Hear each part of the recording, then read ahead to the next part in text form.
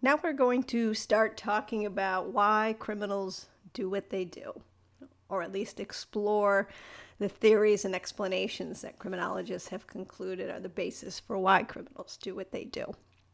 Chapter 4 is going to explore the rational choice theory. And this chapter begins with the case of Michael Weimner. He created a complex scheme that involves stealing semi-trucks and then bringing them to his shop to disassemble them and sell the metal as scrap metal. And it involved him and 13 others. Eventually, they were all caught, convicted, and sentenced to prison. But think about that. To create and carry on a criminal enterprise is what it was. Like, somebody has to make choices. They have to plan. They have to take steps to move it forward. They have to complete tasks at hand, all while trying to avoid being caught. Does that take rational thinking? Think of a scheme that comes to mind that may have been in the news. There's a lot of fraudulent ones. Look at all the ones that we find on the internet where you're getting emails to, send iTunes cards, or, oh, look, you win a prize, send us your email and your bank account. All of those, Medicare fraud, Medicaid fraud, all of those, people develop a criminalized enterprise and try and make money by a crime. Bernie Madoff. If you're not familiar with him, he is referenced in the book. Google him. Created this huge Ponzi scheme and manipulated numerous people with money, famous people with money. The state of New York's retirement system got caught up in his scam. He made millions upon millions of dollars. Does it take rational thinking? He had a huge business. He had employees. But on the other hand, there are crimes that are spontaneous. They don't require much planning. Graffiti, arson, vandalism, drug abuse. But some criminologists even say that those and most crimes is the result of some rational decision making. But what distinguishes between crimes that involve thought and crimes that do not? Is it the type of offender who commits them? Or is it the type of crime being committed? So keep those questions in mind as we go through and explore the material in Chapter 4. Criminologists that say crime is the result of rational decision making, or the decision to break the law is made only after the potential offender is carefully they carefully weigh the potential benefits and consequences of the planned action and decide that the benefits of crime are greater than the consequences. They say that these people, decision makers, we won't call them criminals. In the end, they become criminals when they commit a crime. But these folks put their needs above everybody else's. And that's despite the fact that there could be serious consequences for doing that. So where does the rational choice theory come from? The rational choice theory, sometimes also referred to as the choice theory, was developed out of the classical criminology theory. We talked about it in Chapter 1, which was developed out of the writings of the Italian man Cesare Beccaria. Like I said, we discussed him. He is the scholar that theorized that people commit crimes for their own pleasure and reward. And his idea was, in order to curb this behavior, his position was that the punishment should be enough to deter the lure of criminal gain. If it's too lenient, punishment's too lenient, the person won't take it seriously. If it's too harsh, criminals have nothing to lose. I gave this example in Chapter 1. I'll do it again. Get the death penalty. If the punishment is you get the death penalty for committing rape, then why not just kill your rape victim too? Right? That's an example of you have nothing to lose if the penalty is too harsh. He also stressed that For punishment to be effective, it has to be prompt, public, necessary, proportionate, and stated by the law. We'll circle back to this a little later in this chapter. In the 1960s, Gary Becker, he explored this classical approach a little further and expanded on the view, concluding that with the exception of those people with mental illness, criminals were rational thinkers who engaged in a cost-benefit analysis in determining whether to engage in criminal activity. What they did was weigh what did they expect to gain, that reward, versus the cost incurred, i.e. the severity of the punishment. This theory focuses on the reward. What did they have to gain? In 1975, Harvard political scientist James Wilson, he argued that crime is not a result of poverty or social conditions and cannot be prevented by social programs, but rather crime is committed by thrill seekers with a low stake in conformity and willing to take risks, who are unafraid of breaking the law. So this is kind of developing over time. All of these theorists argued for lengthy incarceration of offenders and for the elimination of criminal opportunity to curb the actors. That was their goal. Lengthy incarceration was going to deter this behavior. The contemporary view now, known as the rational choice theory, incorporates and expands on these views. And it's the product from the late 1980s. It stems from the 1980s. And it rests upon the belief that criminals, or anyone as a potential criminal, makes a conscious, rational, and at least partially informed choice to commit a crime. It employs a cost-benefit analysis resembling similar theories that's found in economics that view human behavior as resulting from personal choices made after weighing the costs and benefits of available alternatives. So the consideration of personal factors might be, for example, money, excitement, revenge, as well as the situational factors. Is there a target available? Are there any security measures in place? Are the police around? And what's the punishment? So that is how the analysis goes. Let's talk about how it all. Evaluating the risks of a crime. What do the criminals evaluate? Well, first they evaluate the rewards. What are the rewards? That's what they're asking. Is there a valuable target? Money, electronics, motor vehicle. Is the target easy to get? And is it easy to get without getting caught? Is the owner around? Are there police around? Is there security, alarm, a camera? Are there any witnesses that could see me go into a house or take a vehicle or go into that store? And then they evaluate the risks. What's the risk? Is there a chance of getting caught? Can I get away with this? What's the punishment if I do get caught? Will I lose my respect? Will there be some damage to my reputation? Will I be known as a criminal now? Will I feel guilty if I do this? Will I feel shame? How will I feel if I commit this crime? Is it worth the effort?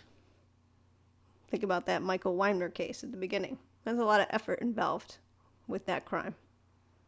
So is it a big enough reward if I pull this off? Under the rational choice theory, crime has two components.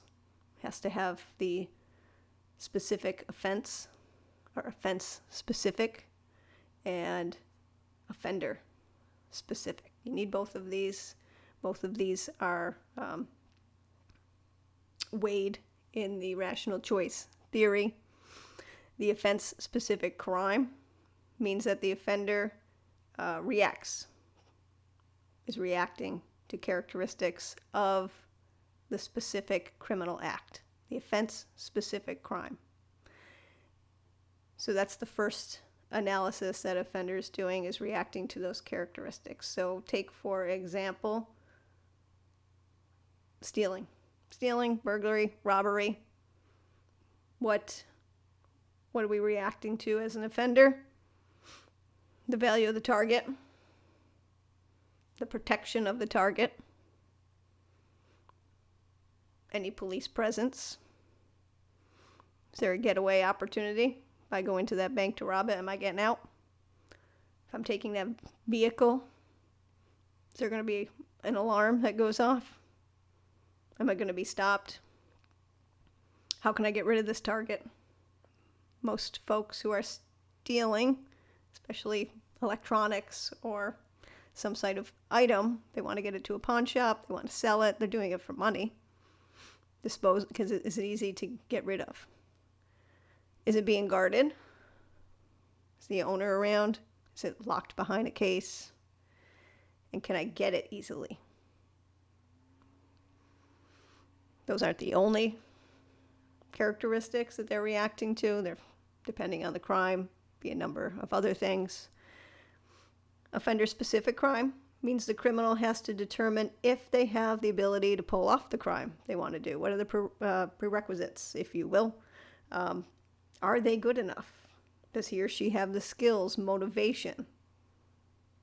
If the criminal is too fearful, they may not commit the crime. So what do they evaluate? Do they have the ability to pull it off? Do they have these specific skills? What is their present need for money? We're talking about theft. Are there any legal alternatives to this crime? Can I get what I need without committing a crime? Do they have the needed resources to do the crime? Some types of burglary, you might need some tools, like, cutting some chains or breaking a lock. And are they physically capable? Are they physically capable? So these are the types of questions the offender is asking themselves. So you have offense specific to the crime. We're talking about the things they consider relative to the criminal act, and offender specific crime, how they are able to pull off the crime. Are they able to do it? Do they have the skills?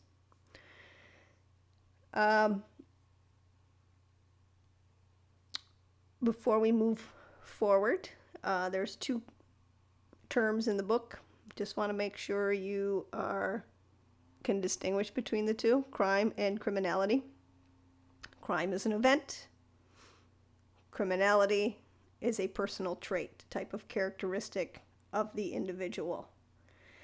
And before we move forward, the book, page 102, references the escape in Dannemora, so I think we should have a moment to discuss that. The question posed in that little paragraph, I think it's the side of a page, the picture of the governor. What made Joyce Mitchell help two folks escape from a maximum security prison? What made her do that? She was a middle-aged woman. She was married. She had kids. She had a job. She's never been in trouble before. She ran the tailor shop at the prison. What made her help two men escape? Now, a little bit of background, if you're not familiar with the details, she had these two men working in her tailor shop. They were flirtatious with each other. I had read a lot of books regarding the prison break. Her position was they were exciting because they were flirting with her. She didn't get, her and her husband were kind of not on the same page, and she was feeling excited about the attention that she was getting, and she would bring in things that they asked her for, various tools. They were cutting their way out. And in the end, she was supposed to be the getaway driver to pick them up, but she never shows up. She never shows up because she's in the ER having a panic attack because of all of this. She didn't think it was going to go down. She just thought it was something that we were just talking about, and it would never come to what it was. and she felt guilt and shame, and according to her, and she did end up in the ER as a result. But she was convicted of helping them, and she got a sentence of 7 years in prison. I think she served 4, and she's out on parole now. But the question is, what made her do it? What made her do it? So we are going to move and talk about this structure of criminality, the offender characteristics. And we're also going to talk about factors that structure a crime, the event. Structuring criminality. What do we need? There are a number of personal factors which serve to condition people to choose crime. The following are the most impactful. There are others. Peers and guardians, right? Lack of parental supervision, being out late at night, engaging in unsupervised activities, that all increases the risk of choosing to do crime. The need for excitement, some love of thrill. The more riskier, more attractive that thrill is, despite what the consequences are, there's a risk of choosing crime. Economic opportunity.